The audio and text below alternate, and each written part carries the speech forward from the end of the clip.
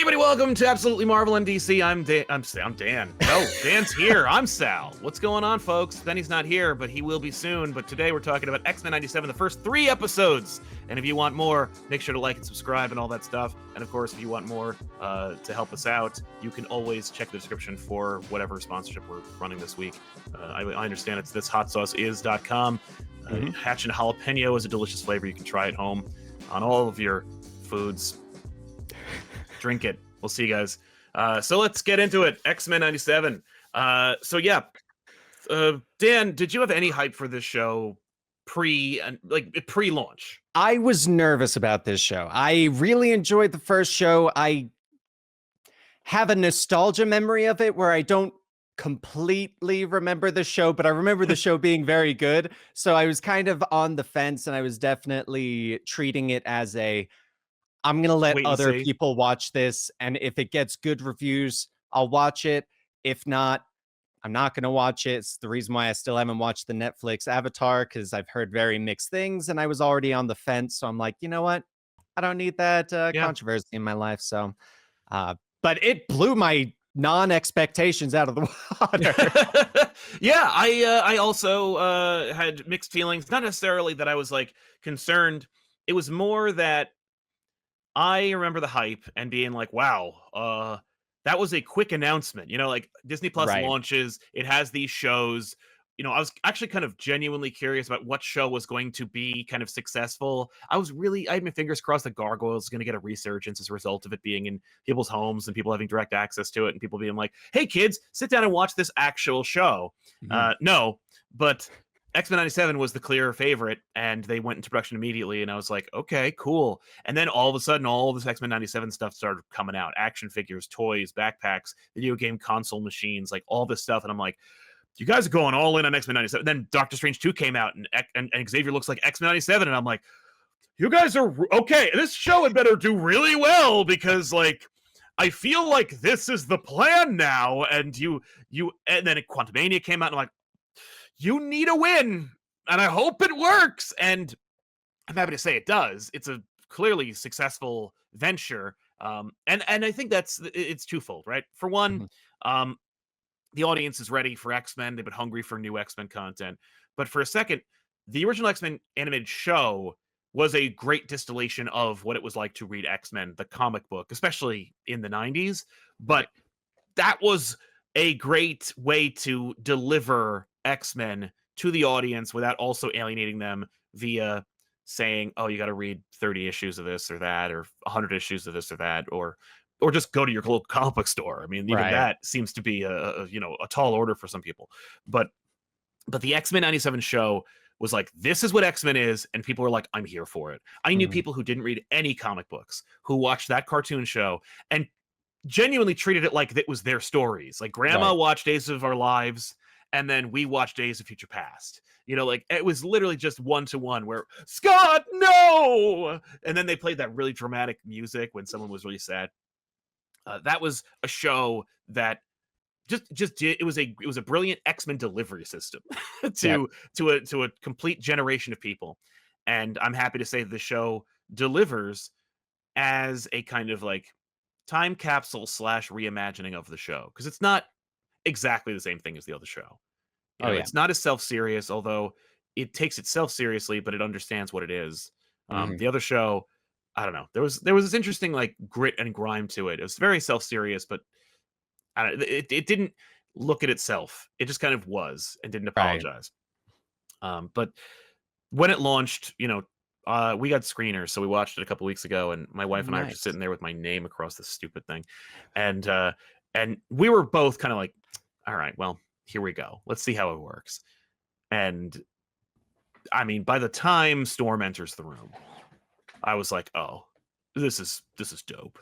Like, this is dope, and it doesn't apologize, and it knows what it's doing, and it's trying, to get the audience to understand who these characters are. And I didn't even notice how relegated Wolverine was until I'm at episode 3, where I'm like, I see what you're doing.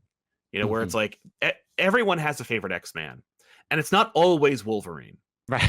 But part of the reason why Wolverine is many people's favorite X-Man is because he's so cool, and because the delivery system that you get your Wolverine, either for movie, cartoon show, comic book, tends to portray him as a dope, awesome, badass, like, unkillable Terminator. Yeah. And that's kind of awesome, especially with an attitude. That's great. Like, it's, Terminator 1, but like chip on a shoulder Canadian, 100. So, Right. but this show is like, I know that everyone on the X-Men is cool and awesome.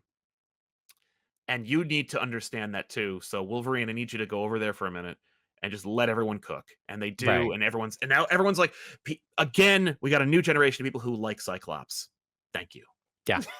No, I really like that you brought up the whole reading 30 issues before, because I completely agree. I feel like one of the biggest things that X-Men 97 has going for it is the fact that you don't need anything. Right. Anyone that has heard like glimpses of the X-Men and they're like, that sounds really interesting, but it's very daunting to get into the X-Men. Like, I don't really want to do that. And like the old show's great, but people are very aware that it's the old show. And I Yeah. feel like this just gave so many people a jumping on point.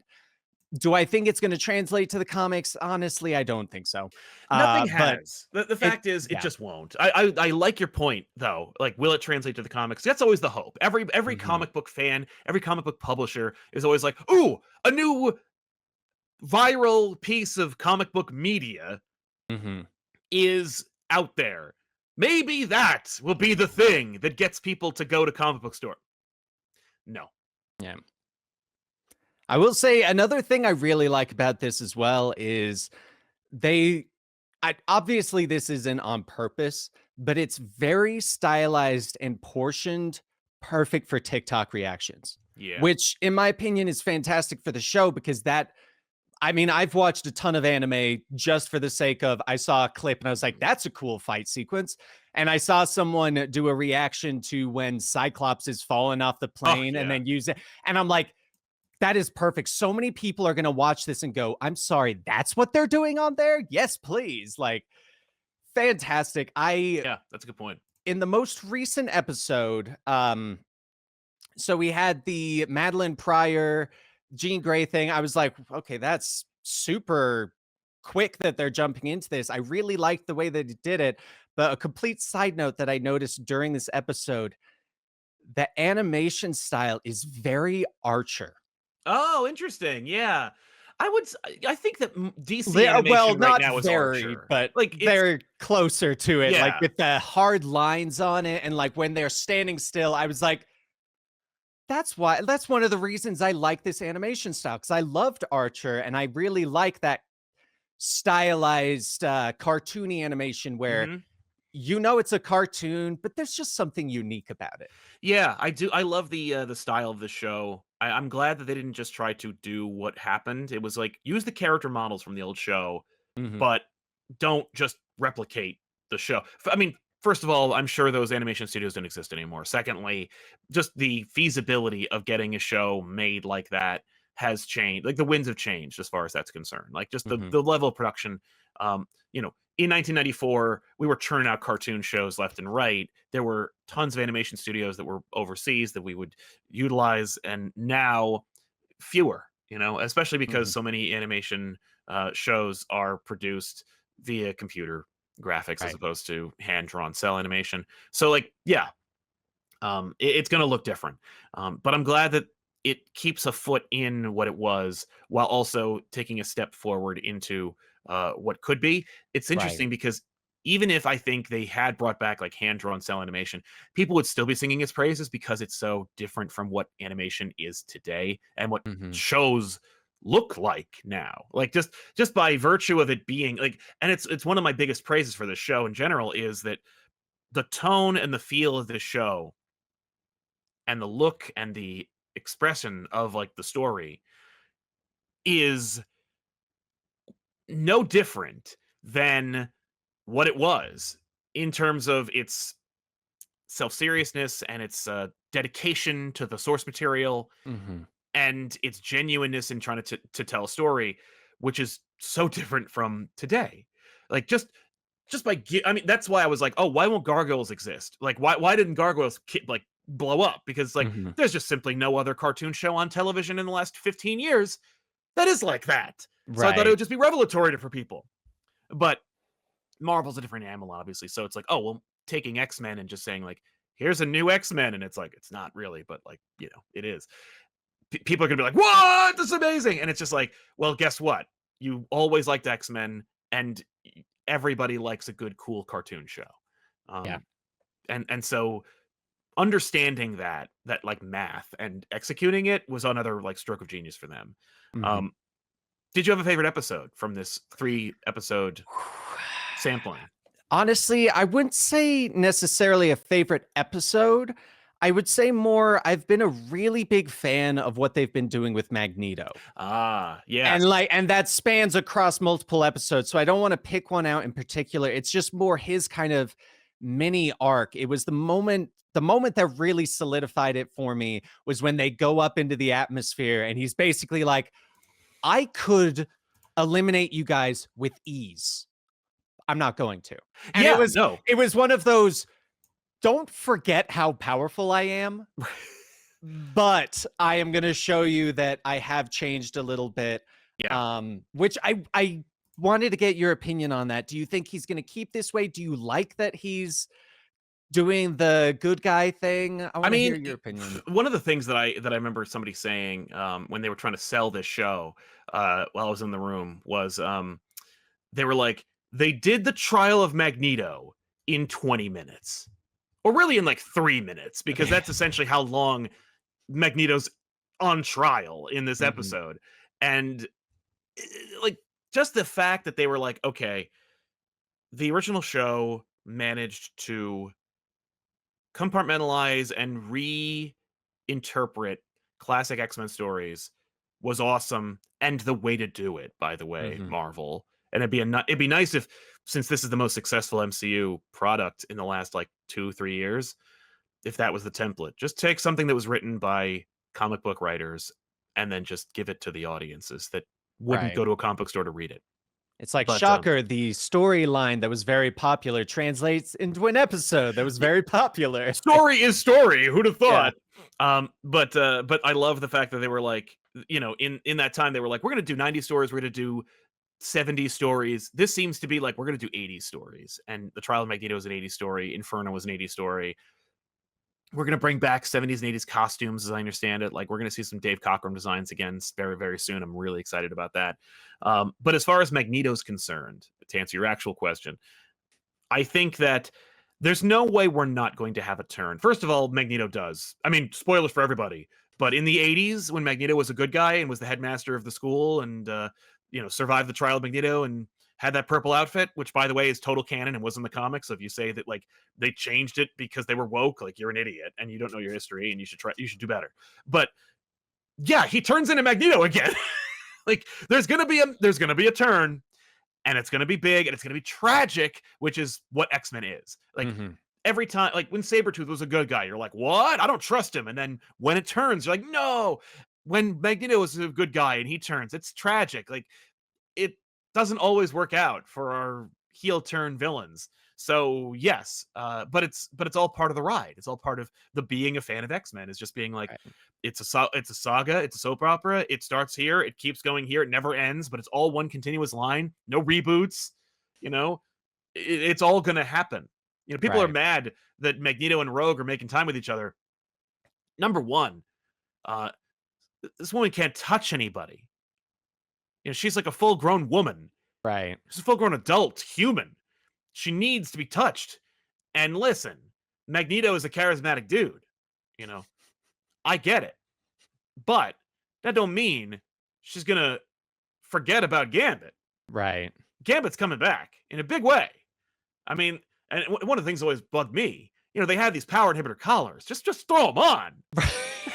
That that was what has always been one of my I think they did it in, like, one story that they were like, "Hey, guys, you ever thought about just putting on the dampener and, like, Going at you're it. good?" Yeah, you're Yeah, as I understand it, they do have they have retrofitted those power dampeners into things. Like I think in Mr. and Mrs. X, that's the one. Yeah, they definitely do it in they that do one. that thing. Yeah. But yeah, but folks, Gambit, as somebody in the chat said, Gambit going to be just fine. Like Gambit has no shortage of women who are interested in him. I cite the audience.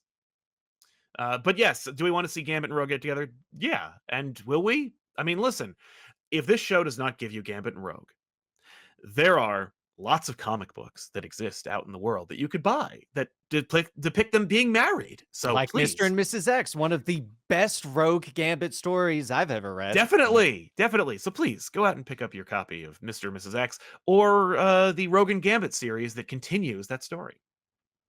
But yeah, I think Magneto's gonna be Magneto again Yeah, soon. I think so too. I'm glad you brought up that these are old storylines because that's for me as someone that started reading a lot more recently. Totally. It's great being able to see these in a more modernized format. Hmm. And I really, really like that because it can be a struggle to read old comics.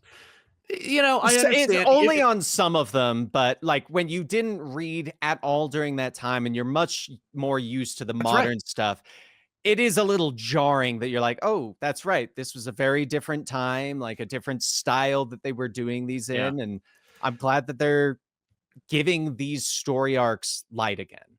People forget that it's a big ask. Number one, to get people to read comic books at all. Mhm. Number two, if they do and they like them and they got into modern comic book storytelling, to go back and read older books. Part of the Mhm. benefit of those older books at all is the story. Necessary like the writing might not necessarily appeal to, you know, any new comic book reader or many new comic book readers, but the stories will typically be the thing that saves it because they've never seen a story like that, or because Right. they're not telling stories like that, or because it has some kind of history and they're like, oh, that's where it comes from. And that's your foot in the door to get Right. people to read more older comics. But like, yeah, it's a great again, the X-Men animated series is a comic book delivery system It really if Marvel is smart enough to use it. Like and I said earlier, like it's not going to happen. Doesn't mean you don't try. right. Doesn't mean you don't try to get people to buy these damn things. The thing is all about barrier to entry. Saying here's this cartoon show you can download into your home. You can watch it in your like while you're at the line in the DMV, or saying now that you've watched that, go read a comic book in a store that you have to find. Like there's too many levels. Right. You have your Marvel Unlimited, you have an app you can download, get a QR code in there, get anything, make any effort. Just Anyway, put a this story was based on and put the cover. exactly. That's all it Like, takes sometimes. yeah. So, But yeah. I'm not sure if I asked, what Yeah. was your favorite episode? I think it's 3, and it's because I think for me, the show keeps ascending. Like, it keeps Mhm. ramping up. The first episode was friggin' amazing, but, like, I really but I was still not completely sold until, like, the end of the second episode. By the Mhm. third episode, I'm like, "I get it. I get it. I get what you're doing, and I love it, and it's smart, and it's cool." And the biggest praise I can ever give this show is, this is what Marvel is supposed to feel like. It's Mhm. lived in, it has history, but you can jump in the middle. Just like Stan used to say, every comic book is somebody's first comic book. Every episode of X-Men animated series is somebody's first. That's why they say Mhm. previously on X-Men in the beginning of the show to get you up to speed.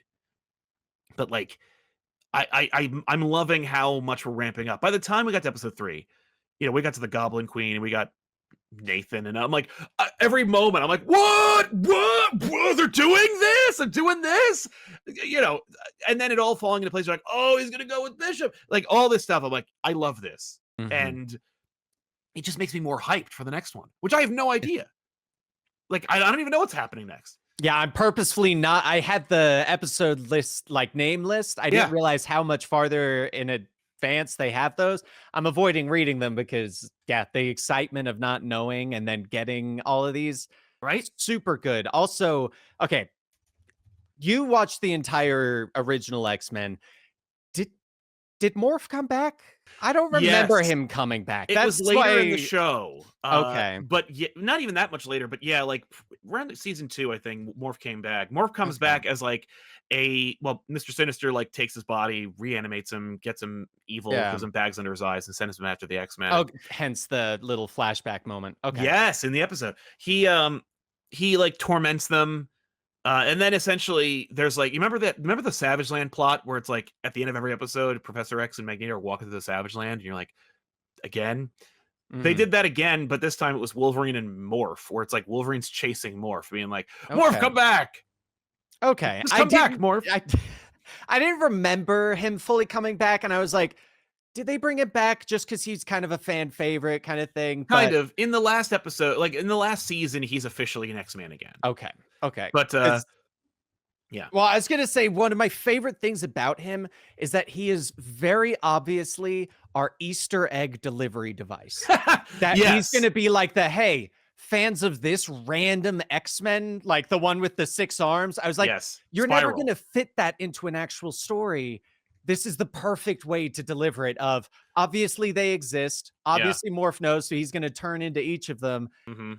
and they can just bring in whoever for no real story-related purpose." And the fun thing is, like, in Inferno, like, there is a Psylocke, there is a Dark Child, and they, like, we couldn't get them in.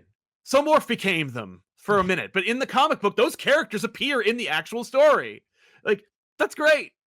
I'm I'm okay with it, especially because I'm like, Morph was literally invented to die.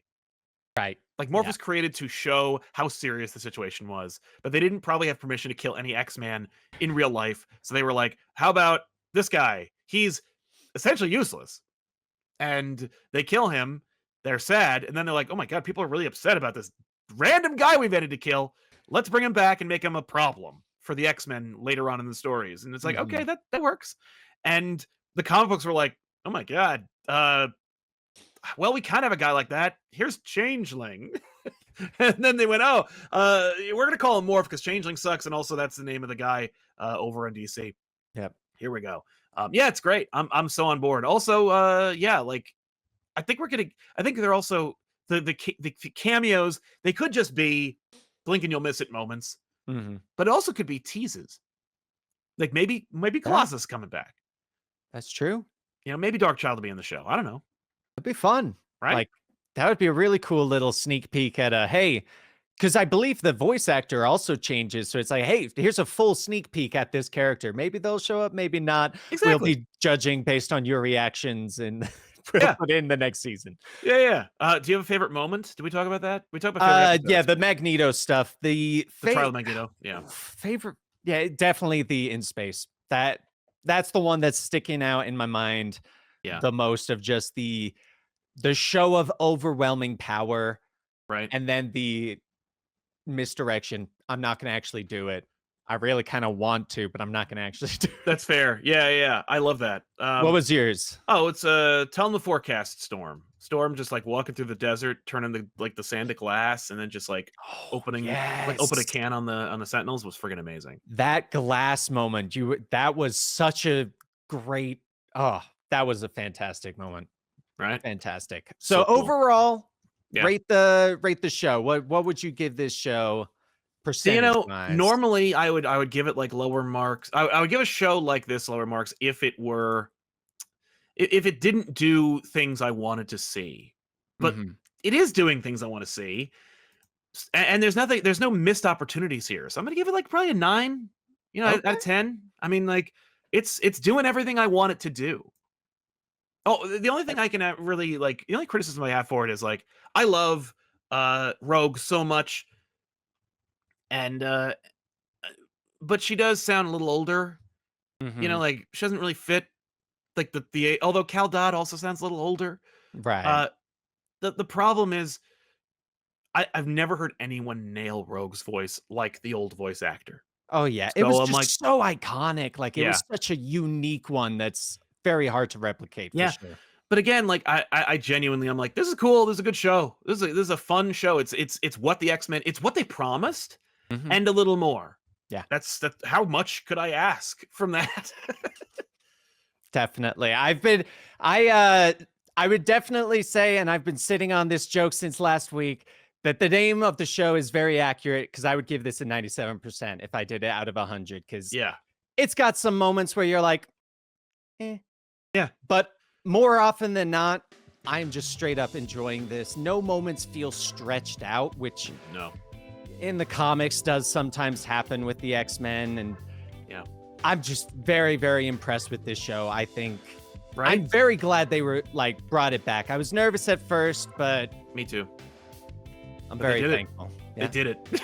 They pulled it off. I did not exactly. see that happening, but I'm thrilled. Yeah. So we want to thank you so much for watching, everybody. Don't forget to like the video, subscribe to our channel, check out thishotsauceis.com to get hot and jalapeno and more. And we'll see you guys next time with a new episode. I'm Sal. That's Dan. So long.